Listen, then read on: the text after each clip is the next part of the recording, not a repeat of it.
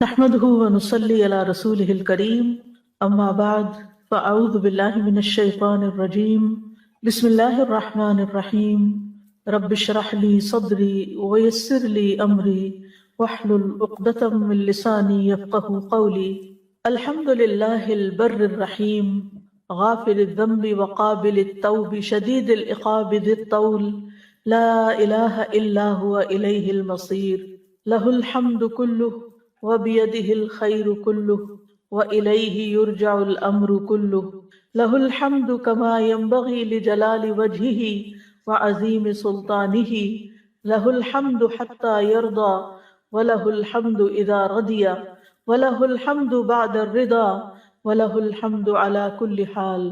ہر قسم کی حمد اللہ کے لیے ہے جو احسان کرنے والا، بہت مہربان، جو گناہوں کو معاف کرنے والا، توبہ قبول کرنے والا، سخت سزا دینے والا اور فضل و کرم کرنے والا ہے۔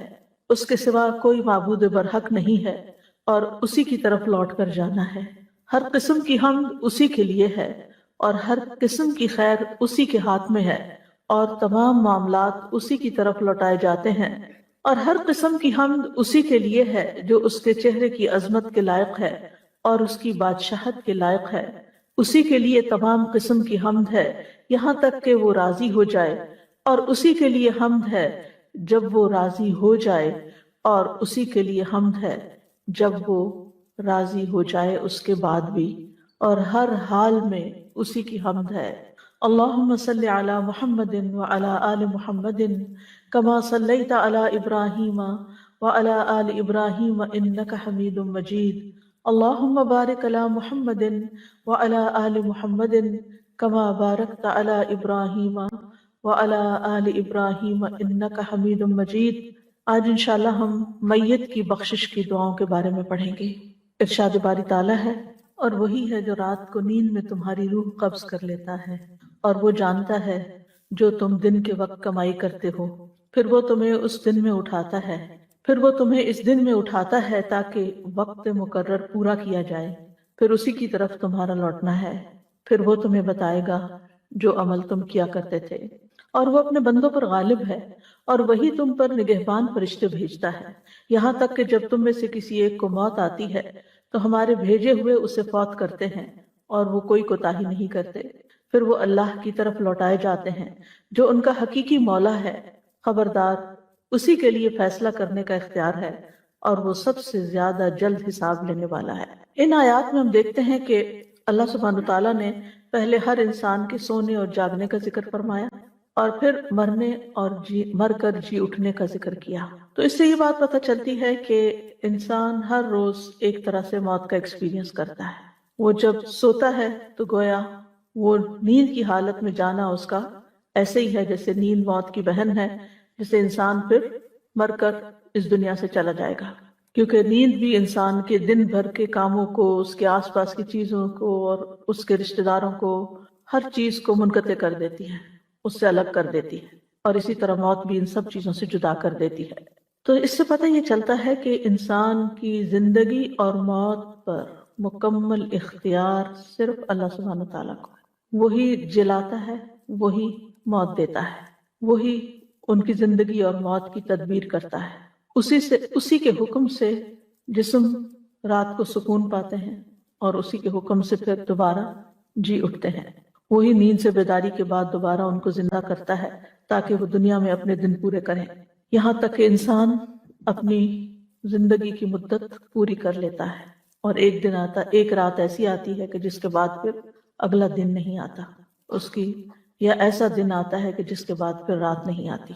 تو یہ سب کچھ دراصل اللہ تعالیٰ ہی کے اختیار میں ہے، اور اس میں انسان اپنی طرف سے کمی بیشی نہیں کر سکتا، نہ اپنی زندگی بڑھا سکتا اور نہ اپنی موت کے آنے کو روک سکتا ہے۔ جس طرح نیند کے وقت وہ بے بس ہو جاتا ہے، اور خاص طور پر آج کل جیسے راتیں چھوٹی ہیں، دن لمبے ہوتے ہیں، اور عشاء کی نماز کا آپ کو انتظار کرنا ہوتا ہے، تو بعض اوقات آپ انتظار میں اور بعض اوقات نماز میں سونے لگتے ہیں اور آپ کو پتہ بھی نہیں چلتا۔ اور یہ ہم میں سے ہر شخص اس چیز کا ایکسپیرینس کرتا ہے کہ نیند کے آگے انسان بے بس ہے، اسی طرح موت کے آگے بھی بالکل بے بس ہے، کچھ بھی نہیں کر سکے گا جب موت آ جائے گی۔ دوبارہ ہر ایک کو مرنا ہے، کل نفس ذائقۃ الموت، ہر ایک کو واپس جانا ہے۔ یہ ایک اٹل حقیقت ہے جس میں دنیا میں دو آدمیوں میں بھی اختلاف نہیں، یہ متفق علیہ بات ہے جس میں کسی قسم کا کوئی شک و شبہ نہیں۔ تو فرمایا وَهُوَ الَّذِي يَتَوَفَّاكُمْ بِاللَّيْلِ، وہی ہے جو تمہیں رات کو فوت کر لیتا ہے، یعنی رات کو سلا دیتا ہے، یعنی نیند بھی اللہ کے حکم سے آتی ہے۔ توفی کا معنی ہوتا ہے کسی چیز کو پورا لے لینا، مکمل طور پہ لے لینا، لیکن مجازی طور پر اس کا اطلاق نیند پر بھی ہوتا ہے، کیونکہ نیند بھی موت کے مشابہ ہے۔ یعنی اللہ سبحانہ تعالیٰ ہی وہ ذات ہے جو رات کو تمہاری نیند کی حالت میں تمہاری جانوں کو لے لیتا ہے، اس کے سوا کوئی اور اس پر قابض نہیں۔ اور اسی طرح مرنے کے بعد موت کے وقت بھی وہ تمہاری روحیں اسی کی طرف جاتی ہیں۔ انا للہ و انا الیہ راجعون۔ قرآن مجید میں لفظ سے وفات 3 معنوں میں استعمال ہوا ہے، ایک تو موت کے معنوں میں جیسا کہ اس آیت میں آتا ہے، دوسرا نیند کے معنوں میں پہلا موت کے معنی میں جیسا کہ اگلی آیت میں آئے گا، اور دوسرا نیند کے معنوں میں جو جیسے اس آیت میں آیا۔ سورۃ الزمر میں بھی آتا ہے کہ اللہ یتوفی الانفس حین موتہا واللتی لم تمت فی منامہا، اللہ ہی جانوں کو ان کی موت کے وقت قبض کر لیتا ہے، اور ان جانوں کو جو ابھی نہیں مری ان کی نیند میں، پس وہ اس روح کو جس پر اس نے موت کا فیصلہ کیا وہ روک لیتا ہے اور دوسری روحوں کو ایک مقرر وقت تک واپس بھیج دیتا ہے۔ اور تیسرا توفی کا معنی اوپر اٹھایا جانا بھی ہے، جیسے عیسیٰ علیہ السلام۔ تو اس آیت میں یتوفاکم کا معنی نیند ہے، اور اس معنی میں ہم دعا میں بھی استعمال کرتے ہیں الحمدللہ الذی احیانا بعد ما اماتنا، تو وہاں موت کو ہم نیند کہتے ہیں کہ موت کے بعد یعنی نیند کے بعد ہم دوبارہ اٹھ جاتے ہیں، وَإِلَيْهِ النُّشُورُ، اور اسی کی طرف دوبارہ جی اٹھنا ہے۔ پھر فرمایا وَيَعْلَمُ مَا جَرَحْتُمْ بِالنَّهَارِ، وہ جانتا ہے جو کچھ تم دن میں کرتے رہتے ہو، جو کام تم دن میں کرتے ہو۔ یہاں جرح کا لفظ استعمال ہو، جرح تم، جرح زخم کو کہتے ہیں، یعنی کسی زندہ چیز کی جلد یا چمڑے کو تیز دھار کی کینچی یا چھری، تلوار یا ناخن یا کچلی والے دانت، کچلیوں کے دانت کے ذریعے کاٹ دینا تو وہ زخم ہو جاتا ہے۔ جس کو انسان کے جو کام ہوتے ہیں جو اپنے جوارح یا اعضاء کے ساتھ کرتا ہے، یعنی اس کی حرکت جو ہوتی ہے، تو اس کو بھی مجازی طور پر عمل سے تشبیہ دی گئی، یعنی کام کرنے سے تشبیہ دی گئی۔ ما جرحتم بالنہار، یعنی جو تم زخم لگاتے رہتے ہو دن کو، کاٹتے رہتے ہو، نہیں جو اپنے کام کرتے ہو مراد ہے۔ ثم یبعثکم فیہ لیقضی اجل مسمی، پھر وہ تمہیں دوبارہ جی اٹھاتا ہے تاکہ مقررہ وقت، مقررہ مدت عمر جو ہے وہ پوری کی جائے، جو اللہ تعالیٰ نے مقرر کی ہے اور جو ماں کے پیٹ میں ہی لکھ دی جاتی ہے۔ اور اس سے پتہ چلتا ہے کہ ہر شخص کی موت کا وقت مقرر ہے۔ ثم الیہ مرجعکم، پھر تم سب اسی کی طرف لوٹ کر جاؤ گے، یعنی تمہارا لوٹنا بھی اسی کی طرف ہے۔ سورۃ المؤمنون میں اللہ سبحانہ تعالیٰ انسان کی پیدائش کے مختلف مرحلوں کا ذکر کرنے کے بعد آخر میں فرماتے ہیں ثم انکم بعد ذلک لمیتون ثم انکم یوم القیامۃ تبعثون، کہ بے شک تم اس کے بعد ضرور مرنے والے ہو اور پھر قیامت کے دن دوبارہ اٹھائے جانے والے۔ کیوں؟ ثم ینبئکم بما کنتم تعملون، پھر وہ تمہیں بتائے گا جو تم عمل کرتے رہے، یعنی قیامت کے دن دوبارہ کیوں اٹھائے گا؟ تاکہ تمہیں تمہارے اعمال کے بارے میں بتایا جائے کہ تم کیا کر کے آئے، اگر اچھے کیے ہوں تو اس پر جزا ملے گی، اور اگر برے کیے ہوں تو ان پر سزا ملے گی۔ ہمارے اعمال ہمارے صحیفوں میں، اعمال ناموں میں لکھے جا رہے ہیں، اور ہر چھوٹی بڑی بات لکھی ہوئی ہے، اور وہ قیامت کے دن انسان کو دکھا دی جائے گی۔ اللہ تعالیٰ فرماتے ہیں احصاہ اللہ ونسوہ، اللہ نے انہیں گن گن کر رکھا ہے اور وہ اسے بھول چکے ہیں۔ پھر فرمایا وہو القاہر فوق عبادہ، وہ اپنے بندوں پر غالب ہے۔ قہر کا معنی ایجاد کرنا بھی ہوتا ہے، کسی موجود چیز کو فنا کر کے اس پہ غالب آنا بھی ہوتا ہے، اور متضاد چیزوں کو پیدا کرنا بھی ہوتا ہے۔ تو اللہ سبحانہ وتعالیٰ ان سب چیزوں پر پوری طرح قادر ہے۔ اور جو اہم معنی ہے اس کا قہر کا یا قہار کا، وہ ہے اپنے فیصلوں کو نافذ کرنے والا، یعنی اللہ سبحانہ وتعالیٰ جس چیز کا ارادہ کر لیتا ہے اور جو کام کرنا چاہتا ہے پھر وہ اس کو کر کے رہتا ہے، اس کو کوئی بھی روک نہیں سکتا، یعنی اللہ تعالیٰ کی جو تقدیر ہے اس کو کوئی ٹال نہیں سکتا، جو اس نے لکھا ہے وہ ہو کر رہے گا۔ وَيُرْسِلُ عَلَيْكُمْ حَفَظَةً، اور تم پر نگران بھیجتا ہے۔ حفظہ حافظ کی جمع ہے، حفیظ کا معنی ہے کسی شے کی نگرانی کا ذمہ دار۔ یہاں مراد ہے حفاظت کے فرشتے۔ حفاظت کے فرشتوں کی 2 قسمیں ہیں، ایک وہ جو جسم کی حفاظت پر مامور ہیں اور ہمیں گھیرے ہوئے ہیں اور ہمارے بدن کی حفاظت کرتے ہیں، شیطان کے وار سے اور دشمنوں کے وار سے ہمیں محفوظ رکھتے ہیں۔ سورۃ الرعد میں آتا ہے لہو معقبات من بین یدیہ ومن خلفہ یحفظونہ من امر اللہ، ہر شخص کے لیے اس کے سامنے سے اور اس کے پیچھے سے پہرے دار مقرر ہیں. سبحان اللہ، ہم دیکھتے بھی نہیں اور کس طرح ہماری حفاظت ہوتی، جو اللہ کے حکم سے اس کی حفاظت کرتے ہیں. یحفظونہ بامر اللہ. دوسرے وہ فرشتے ہیں جن کو کرام کاتبین کہا جاتا ہے، جو اعمال کی حفاظت کرتے ہیں، ایک ایک حرکت پہ نگاہ رکھتے ہیں کہ ہم نے کہاں دیکھا، کیا کیا، کدھر قدم اٹھایا، ہاتھ کیسے اٹھایا، اسمائل کیا یا نہیں کیا، یعنی یو نیم اٹ، کوئی ایکشن ہمارا چھوٹا یا بڑا نہیں ہوتا مگر یہ کہ وہ اس کو فوراً ریکارڈ کر لیتے ہیں. اللہ تعالیٰ فرماتے ہیں ام یحسبون انا لا نسمع سرهم ونجواهم بلا ورسلنا لدیہم یکتبون. کیا وہ سمجھتے ہیں کہ ہم ان کے راز اور ان کی سرگوشیاں نہیں سنتے؟ یعنی جو چپ چپ کے باتیں کرتے ہو تم کسی کی پیٹھ پیچھے، وہ نہیں ہم سنتے؟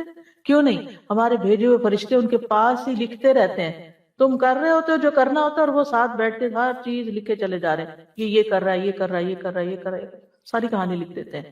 وہ اتنے ماہر ہیں اور جو کچھ ہم کرتے ہیں ان کو پتہ بھی ہوتا ہے. یعلمون ما تفعلون. لوگوں سے ہم چھپا سکتے ہیں، فرشتوں سے کچھ نہیں چھپا سکتے. اب سوال ہی پیدا ہوتا ہے کہ اللہ تعالیٰ تو خود سب کچھ جانتا ہے، تو فرشتوں سے کیوں لکھواتے ہیں؟ تو صاحب کشاف کہتے ہیں، زمخشری جن کا نام ہے، مفسر ہیں قرآن کے، کہ اگر آپ کہیں کہ اللہ تعالیٰ اپنے علم کی وجہ سے اس بات سے بے نیاز ہے کہ فرشتے اعمال کو لکھیں، تو پھر لکھنے میں کیا فائدہ اور حکمت ہے؟ تو اس کا جواب وہ یہ دیتے ہیں کہ اس میں بندوں کے لیے شفقت اور نرمی ہے. جب ان کو معلوم ہوگا کہ اللہ ان کی نگرانی کر رہا ہے اور فرشتے جو کہ اللہ کی مخلوق میں سب سے اشرف ہیں وہ ان کے ساتھ مقرر کیے گئے ہیں اور ان کے اعمال کو ریکارڈ کر رہے ہیں اور ان کے اعمال نامے لکھتے جا رہے ہیں اور قیامت کے دن یہ اعمال نامہ سب کے سامنے پیش ہوگا، تو یہ چیز ان کو برے اعمال سے ڈرانے میں اور برائیوں سے دور کرنے میں مؤثر ثابت ہوگی. یعنی جب انسان کو یہ فیلنگ آئے کہ میرے ساتھ ہے کوئی، تو کیسا لگتا ہے؟ یعنی ایک عجیب سی فیلنگ آتی ہے نا. اور پھر وہ لکھ بھی رہا ہے سب کچھ. اگر انسانی شکل میں کبھی تھوڑا سا ایکٹیویٹی کر کے دیکھیں نا کہ ایک بندہ اور ایک اس کے ساتھ لگا وہ، اور جو وہ کر رہا ہو وہ واقعی پریکٹیکلی، اور اگر وہ ہمیں نظر، کیونکہ انسان تو نظر آئے گا، لکھ رہا ہو لکھ رہا ہو لکھ رہا ہو لکھ رہا ہو، 5 منٹ میں ہمارے لیے سانس لینا دوبر ہو جائے اور ہم ہر چیز بہت ہی کانشیس ہو کے کریں. یعنی اگر کہیں باہر آپ جا رہے ہیں اور کوئی ساتھ ساتھ لگ جائے آپ کے، تو آپ کو ایک خوف سا آنے لگتا ہے اس سے کہ یہ کیا ہو رہا ہے. اگر آپ کی گاڑی کے پیچھے کوئی گاڑی لگا لے تو اس وقت اسے یہ کیوں میرا پیچھا کر رہا ہے؟ تو فرشتے تو ہر وقت پیچھا کر رہے ہیں اور لکھ بھی رہے ہیں. حتی اذا جاء احدکم الموت توفته رسلنا. یہاں تک کہ جب ان میں سے کسی کی موت آتی ہے، یعنی موت کا وقت آتا ہے، موت کے اسباب یا آثار نظر آنے لگتے ہیں، تو توفته رسلنا، تو جو فرشتے اس سلسلے میں مقرر ہیں جان لینے پہ وہ جان لینے لگتے ہیں.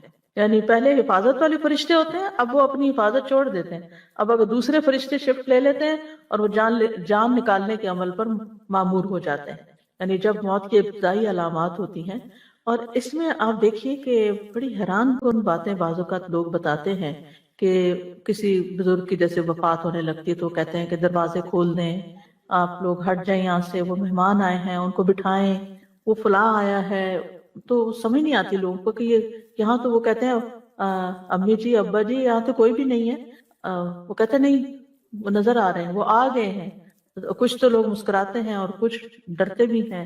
تو یہ فرشتے ہوتے ہیں اور تا حد نکاح فرشتے آ جاتے ہیں. یعنی چھوٹے موٹے بھی نہیں، دور تک جہاں تک مردے کی نظر جاتی ہے فرشتے ہی فرشتے ہوتے ہیں اور وہ جان لینے آتے ہیں. اب یہ لمحہ کسی بھی وقت ہمارے سامنے بھی آ سکتا ہے، ہم گھر میں ہوں، باہر ہوں، کہیں پر بھی ہوں، فرشتے آئیں گے اور جان نکال لیں گے. اور یہ سارے ملک الموت کے معاون ہوتے ہیں، یہ خود نہیں اپنے پاس جان رکھتے روح نکال کے، تو فوراً جیسے بیبی ڈیلیور ہوتا ہے نا، تو اگر نرس ہے تو نرس لے کے آگے ڈاکٹر کو پکڑا دیتی یا ڈاکٹر لے کے نرس کو پکڑا دیتے، آپ نے ہاسپٹل میں دیکھا ہی ہوگا. تو اسی طرح جب روح نکالتے ہیں تو نکلتی ہے تو روح جو فرشتے مقرر ہے وہ لے کے فوراً ملک الموت کے حوالے کر دیتے ہیں. اور جو نیک روح ہوتی ہے اس کے لیے آسمان سے ایسا کفن آتا ہے کہ جس میں خوشبو ہوتی ہے اور اس میں لپیٹ کے اس کو لے جاتے ہیں، یعنی نیک روح کو. اور جو بری روح ہے اس کے لیے برعکس سامان ہوتا ہے. وَهُمْ لَا يُفَرِّطُونَ، اور وہ روح قبض کرنے میں کوئی کمی نہیں کرتے، چھوڑتے نہیں کچھ بھی، پوری نکال لیتے ہیں. اور نہ ہی وقت سے پہلے نکالتے ہیں اور نہ ہی وقت کے بعد، وقت آ جائے تو ڈیلے کرتے ہیں، این ٹائم پر جو مقرر ہوتا ہے. اور جس جگہ، یعنی دیکھتے رہتے کہ یہ بندہ یہاں پہنچے تو اس کی روح لی جائے، روح نکالی جائے. پچھلے دنوں ایک امبیسڈر کی وفات ہوئی، شاید آپ نے بھی، آپ کو خبر ملی ہو. کسی ملک کا امبیسڈر تھا تو وہ سپیچ دے رہا تھا. اسٹیج یعنی کہ ڈائس پہ کھڑا ہے، اسپیچ دے رہا ہے اور بات کر رہا ہے، اور ایک بات اس نے کی تو سارے جتنے بھی سامنے لوگ بیٹھے سب تالی بجا رہے تھے. جو ہی تالی رکی تو اس کے بعد اس نے کسی کی طرف اشارہ کر کے کوئی بات کہی، اور صرف ابھی وہ بات کہی ہی تھی کہ ایک دم وہ وہیں گر گئے اور پھر وہیں ڈیتھ ہو گئی ان کی. یعنی موت جو ہے وہ جیسے حدیث میں آتا نا کہ انسان کی جوتی کے تسمے سے بھی زیادہ اس کے قریب ہے، اتنی قریب ہے، انسان کے آس پاس پھرتی ہے. لیکن آئے گی اس وقت جب اللہ کا حکم لکھا ہے، اور وہ کوئی بھی وقت ہو سکتا ہے. اس کے لیے ضروری نہیں کہ آپ کی پسندیدہ جگہ ہو اور پسندیدہ مقام ہو، بس یہ ہے کہ انسان دعا مانگتا رہے کہ یا اللہ حسن خاتمہ ہو، انجام اچھا ہو. پچھلی دفعہ ہم نے حسن خاتمہ کے اوپر لیکچر بھی سنا تھا، اور پھر